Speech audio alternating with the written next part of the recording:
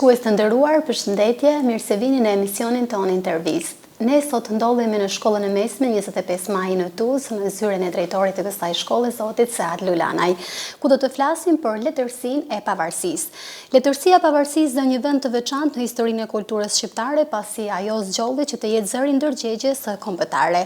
Në fund të shekullit 19 dhe në fillim të shekullit 20, kur shqiptarët po përpiqeshin të shliroheshin nga robëria shekullore dhe të shpallnin pavarësinë, penat e shkrimtarëve u kthyen në armë për liri.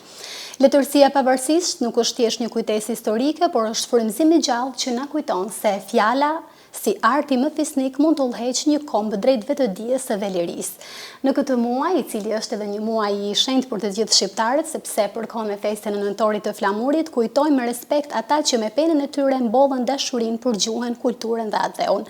Nëpërmjet aktiviteteve kulturore, leximeve, recitimeve dhe ekspozitave, ne rikthejmë këto vlera në jetën e shkollës, duke bërë gjuhën shqipe jo vetëm mjet komunikimi, por edhe simbol i identitetit dhe krenarisë kombëtare. Zoti Sead, faleminderit që pranuat ftesën dhe na mirëpritet këtu në zyrën tuaj për të folur për pavarësinë e letërsisë. Faleminderit juve, mirë se keni ardhur. Ne mund të themi lirisht se nëntori është i veçantë për autorët e pavarësisë, duke parë se rilindja kombëtare ka peshën e vetë, dhe duke parë kontributin e tyre të cilët kanë dhënë, mund të themi se romantizmi u quhet ndryshe rilindje kombëtare. Shumë autorë me vetdije të plot, me veprimtarinë e tyre avetare, politike dhe gjithashtu edhe arsimore, i kushtohen më shumë ditë këtij muaji të shetë, muaji të flamurit, muaji të pavarësisë. Mirë, po kjo gjë fillon edhe para shpalljes së pavarësisë. Fillon pikërisht me Naim Frashën, autori që mund të themi i kushtoi me mishe me shpirt çështjes kombëtare, autori i cili me vargjet e tij të Shqipërisë me nder, me emrin shqiptar, nga kryevepra e tij Baktil, Bujqësi, i këndoj himnit të dashurisë së dheut, këto vargje të cilat i kujtojmë edhe ne sot. Por a mjafton kjo që vetëm t'i kujtojmë, është çështje tjetër. Pra fillon me Naim Frashin, por nuk duhet harruar as autorë të tjerë, të cilët shkruajtën për motivime të tilla të shqiptarëve, Çajupi, Azdreni, në veçanti Gjergj Fishta, që shkruajti edhe epopen shqiptare të Lahutës së Malësisë, shkruajti për gjuhën shqipe, për ndjenjen kombëtare, avetare, me poezitë e tij Shqipnia,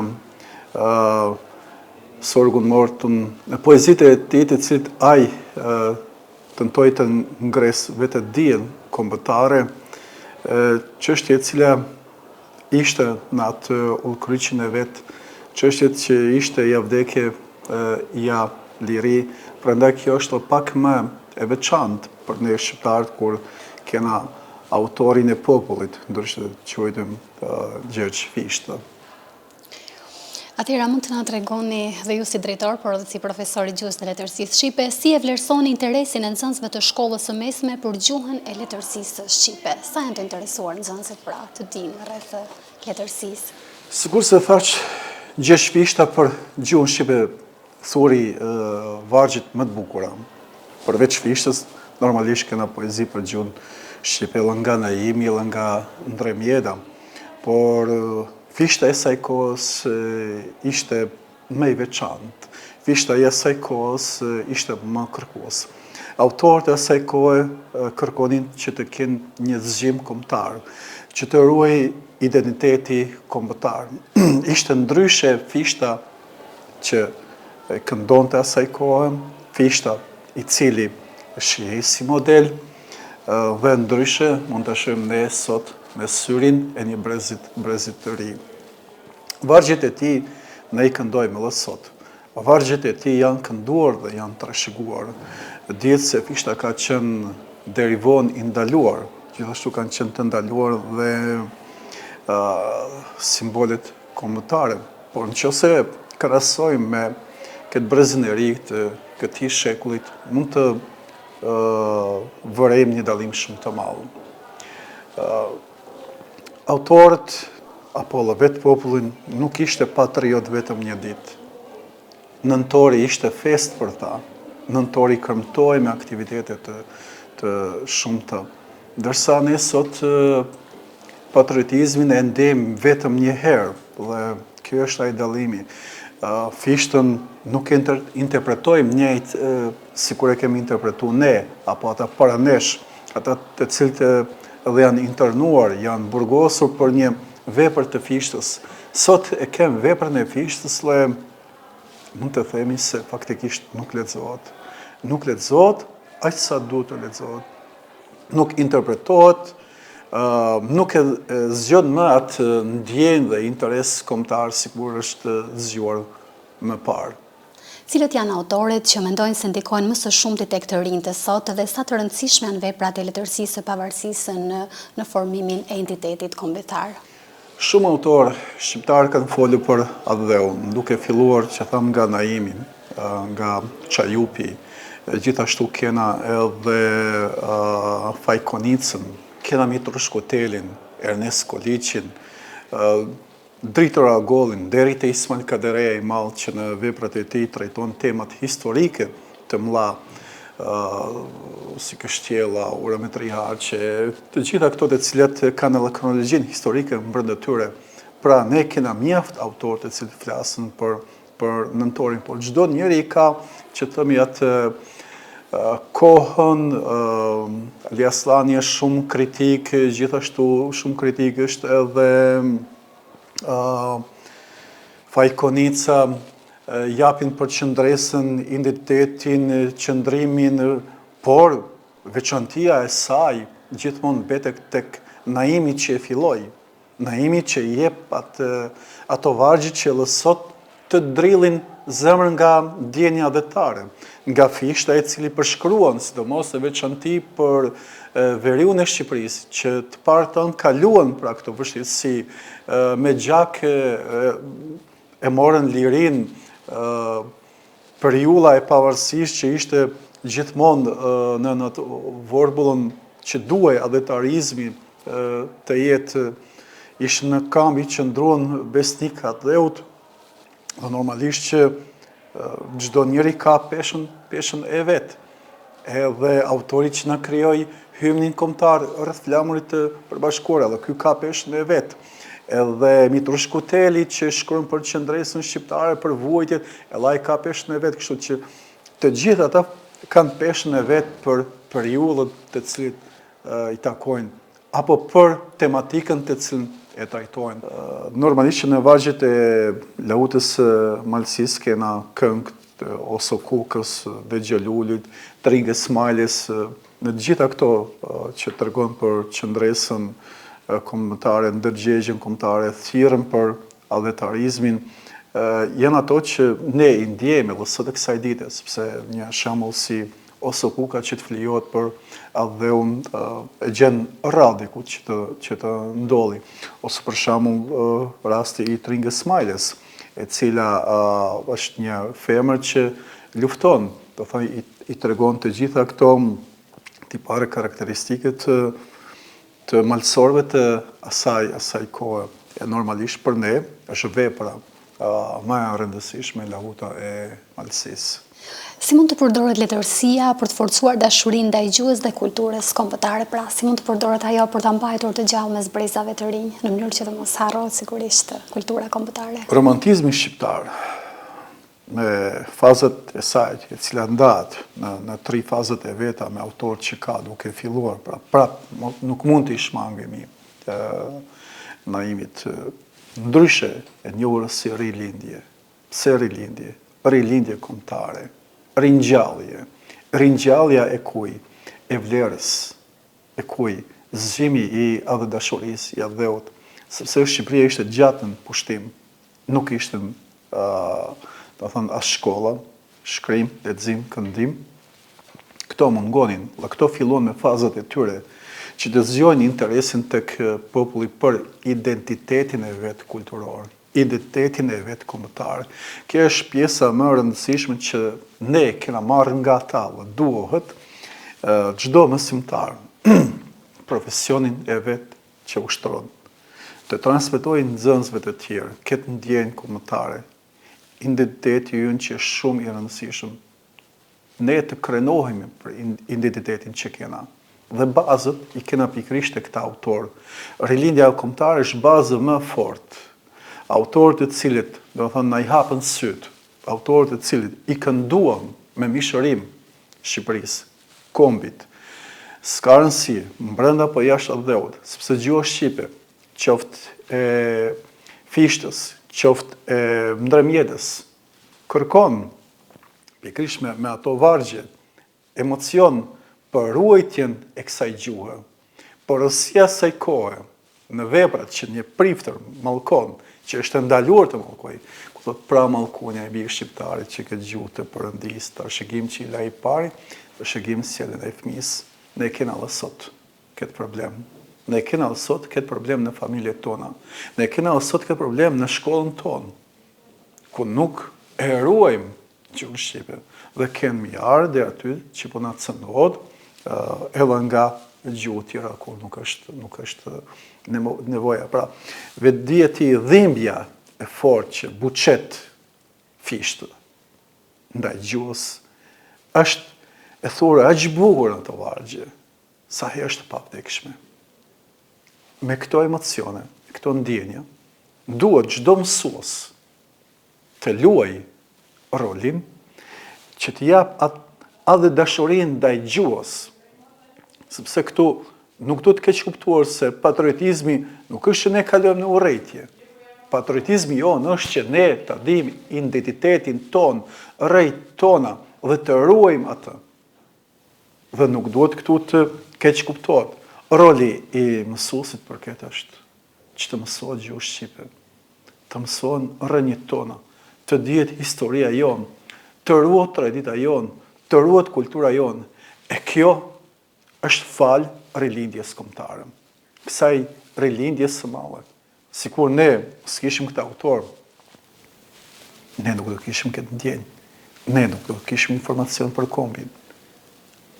Na infrashi është edhe sot i pavdekshëm. Është mirë që në stadiume shpeshherë është shënum ky vargu i Naimit, por nuk mjafton vetëm kaq. Kjo do të jetë çdo herë tek ne. Nuk është vetëm një manifestim. Është mirë që edhe Mërgata, kudo që është shqiptare, e manifeston si ditën e flamurit, si ruajtjen e gjuhës shqipe, po nuk mjafton me aq, vetëm na kujtojnë se do të më ruajt. Normalisht që rrejnë tona janë këtu. Guri i rënd peshon vend vet. Ne nuk mund të pa Mërgatën, po la Mërgata duhet të di se duhet të jetë zë i cili duhet të jep kontributin e vet këtu, na dhe unë e vet. Atëherë, në kuadër të muajit nëntor, ku edhe shënohet festa 28 nëntorit, të çfarë aktivitetesh ka parapar shkolla juaj për të përgatitur? Normalisht që ne jena të hapur për çdo aktivitete. Nëntorin gjithmonë kem shënuar, me qenë se në këtë muaj kena edhe aktiviteti që ka të bëjë me alfabetin e gjuhës shqipe, kongresin e manastirit, i cili do të shënohet. Edhe nga ana historike, do të kena orë letraro historike nga historian e rinj që do të shënojnë ditën e 28 nëntorit, por mos harrojmë se para disa ditëve kishim edhe prezantimin e xhubletës në veshje, që ku ka gjë më bukur se të fillojmë nëntorin, të kujtojmë traditën mijëvjeçare që është ruajtur dhe është shpallur nga UNESCO-ja dhe shumë të ri ndoshta nuk e din, apo e shohin si një objekt që nuk ja dim vlerat e saj, nuk ja dim as kohën që e merr një xhublet, gjë që po ka pas fillu të humbet, po ka interesim sot ndoshta më shumë. Edhe ky ishte edhe një prej shkaqeve që u prezantu para nxënësve, që të ngrisin vetdijen kombëtare edhe për identitetin e veshjes son kombëtare. Si po organizohen këto prova? A keni vështirësi në gjetjen e tyre, apo ju financon dikush?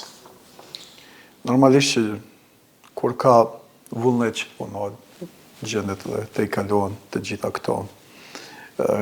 Një ndër aktivitetet të cilët kena bashkëpunim të përhershëm me komunën e Tuzit është edhe vizite e panairit të librit në Tiranë.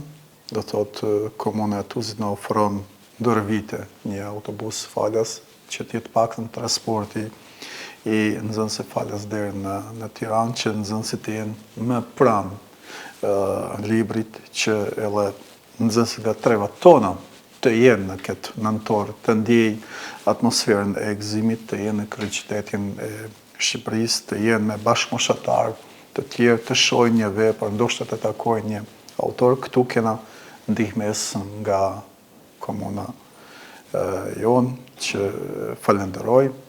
Dërsa tjerët mundohemi ne t'i përballojmë bashkë me mësimonës, që nuk është edhe e lehtë, se është edhe procesi i mësimit që duhet angazhohet.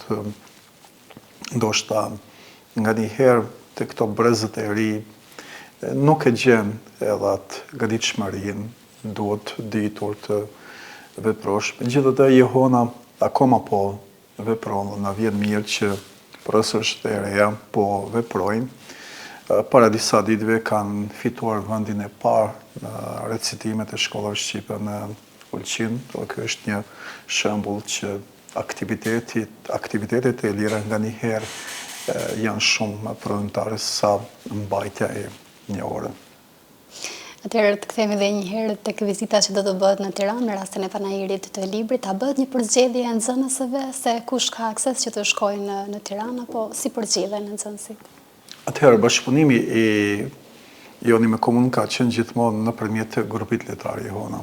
Dhe kjo ka mbetë si një traditë që ata në ofrojnë një autobus dhe shkolla tani e merr në korrespondim me mësuesit. Do thotë na shkojnë nga vitet e para, dyta, treta, katërta, të gjithë në kombinim, duke shkuar drejt asaj që të respektojnë gjithmonë ata nxënësit që janë më të përzgjedhur, nxënësit që janë më aktiv. Kjo është ndorën edhe informacioneve që na japin edhe vetë kujdestarët, sa numër mund ketë brenda klasave. Përveç panairit, a do të vizitoni dhe ndonjë vend tjetër që lidhet me historinë dhe me kulturën në Tiranë, apo vetëm brenda panairit? Këto janë mundësit, kësaj herë dojna vetëm brenda panairit. Vite më parë kena pas edhe bashkëpunim me Këshillin Kombëtar Shqiptar. Këtë vit nuk kena asnjë ofertë nga ata që të vizitojmë ndonjë institucion apo muze në Shqipëri, kështu që vazhdojmë me këtë traditën tonë. A mund të na tregoni se si e vlerësoni interesin e nxënësve të shkollës së mesme për gjuhën e letërsisë shqipe? Unë mund të flas për periudhën atëhershme. Sot këtë pyetje ndoshta duhet të ndrejtohet mësuesve, të cilët ju kam lënë përsipër që të merren me aktivitetet e grupit letar Jehona, por gjithmonë këto duke i motivuar me autorët. Ndoshta janë veprat që lexojnë, janë aktivitetet të cilat nganjëherë janë aq shumë domethënëse, edhe në problematikën e vetë nxënësit gjëna brenda saj që duan të japin kontribut, duhet të ndëgjojnë atë zërin e tyre, duan që shkolla jonë, do thotë, të përfaqësohet ashtu siç e meriton, ashtu siç duhet të jetë, por gjithmonë duhet të ofrosh nxënësve. Kur u ofron ata, edhe janë të gatshëm. Shkolla jonë ka disa aktivitete, mirë po jo gjithherë mund të themi se jena të kënaqur me të gjitha aktivitetet. Nuk jena të kënaqur që duhet të kem veprime vetëm me disa aktivitete aktive, profesionale. Duhet të kyçëm edhe të tjerët, dhe unë pres këtu që edhe prindjat të jenë më kërkues nga mësuesit tjerë, edhe nga vetë nxënësit, se nuk mund të ecet vetëm me gjuhën shqipe. Është e mira kjo, patjetër, nuk mund të ecë vetëm me 2-3 aktivitete, nuk mund të ecet që tjerë të shohin me smirën në këtë shkollë, nuk e shkollë institucione edukative arsimor, ku të gjithë duhet të jemi të barabartë, të gjithë të japim kontributin, normalisht që kjo së për sot nuk është në atë nivelin si që meriton kjo shkolla jonë, si që meriton kjo vendi jonë, si që meriton malësia që të jetë, por çdo ditë duke bërë nga një hap ma përpara. Besoj se do të arrim aty ku duhet, besoj se shkolla jonë po e tregon se është vend ku nxënësit janë të barabartë, ku edukata është e para dhe kultura, me pas është mes nxënësve arritshmëria e tyre për vlerësimin e notave. Dhe së fundmi, çfarë mesazh do t'u jepni të nxënësve me rastin e festës së flamurit edhe nëntorit të kulturës? Dëgjoj, nga një herë kur mungon një si mënës e marrë ditare me kënaqësi të jem në klasë, dhe kur jam drejt për drejt me ta, flas haptas, dhe duhet të flasin të gjithë haptas. Mësë ka një mision të shejtë, atë mision që ose e përmbusht aman ashtu si shduhet, që ose punon ashtu si shduhet, nxënësit e lexon mesazhin tënd. Nuk është nevojshme që nxënësit ja drejtosh gishtin sot. Nuk është nevojshme që nxënësin ta zgjosh nga gjumi vetëm në nëntor.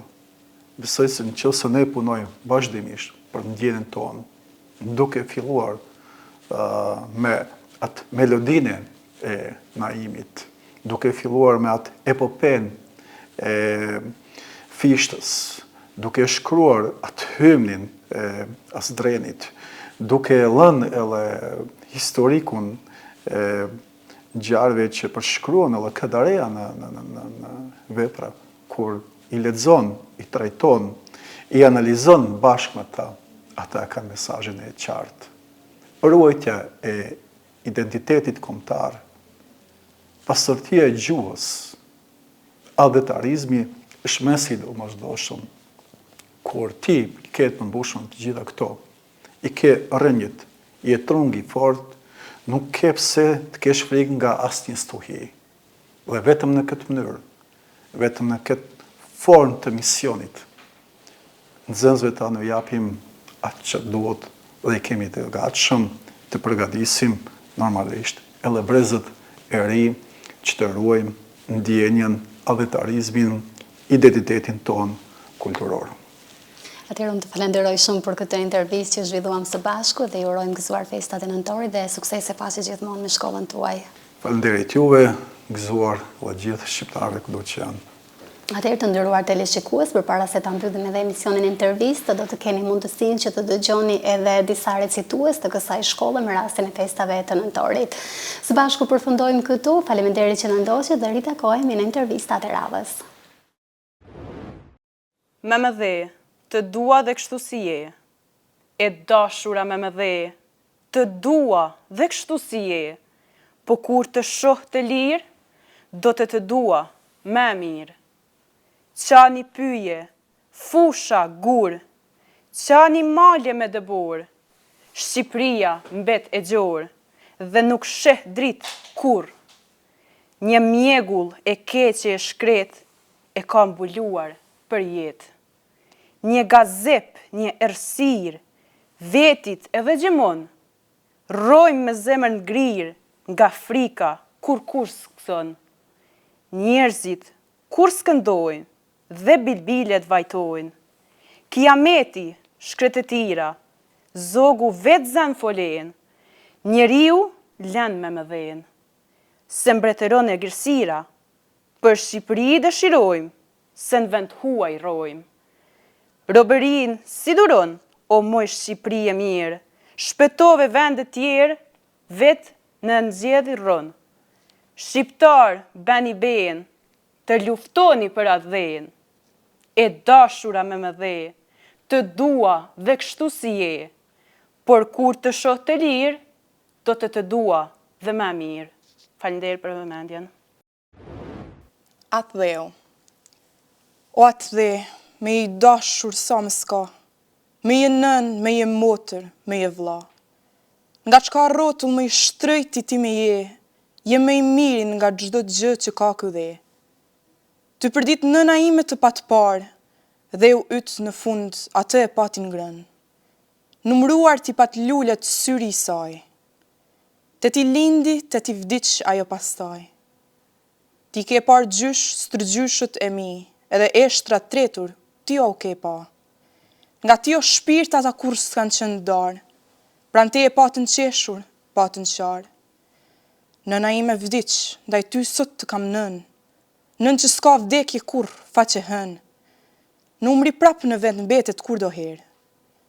Begatoje o zot ti këtë vend, e pun njerëzve të ti mbrotësi e shënd, hi u bëfshin gjithmon armiqt e ti, gaz për jetë pachin zotërit e ti. I begat, i lullzuar qofta i, një të ardh me past, plot me lumturi. Faleminderit. Dëshmorëve nga Gjergjfishta. O ata të lumt që dhan jetën, o ata të lumt që shkrin vetën, që për mbret e vend parve, që për erës e ndert shqiptarve, derdhen gjakun të e luftue, por si të partë u pan punue. Lehtu kjoft mbi vor ledina, butu kjofshin moti e stina, akli, bora e serotina. E dert këndojnë mal do i zanë, e dert ketë ndet uj e ranë, dersa të shndrisin djele hanë. Ata kur mos u harrojshin, në kangen valle por u këndojshin. E njajt gjak që kanë dikue, bano zot që tjes tu e vlue.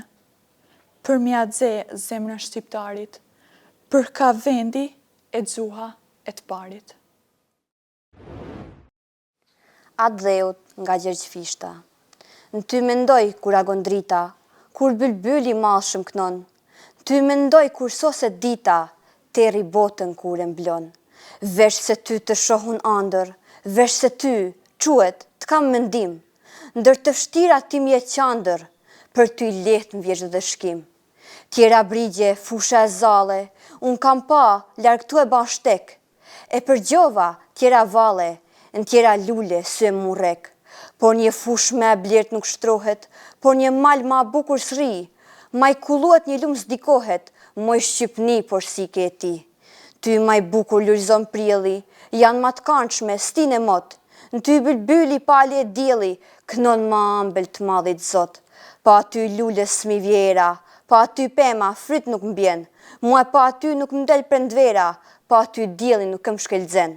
Dersa të mundem me ligjrue, e sa gjallë me frymun jam, kur Shqipnis ka me të harrue, edhe në vorë me të përmend kam.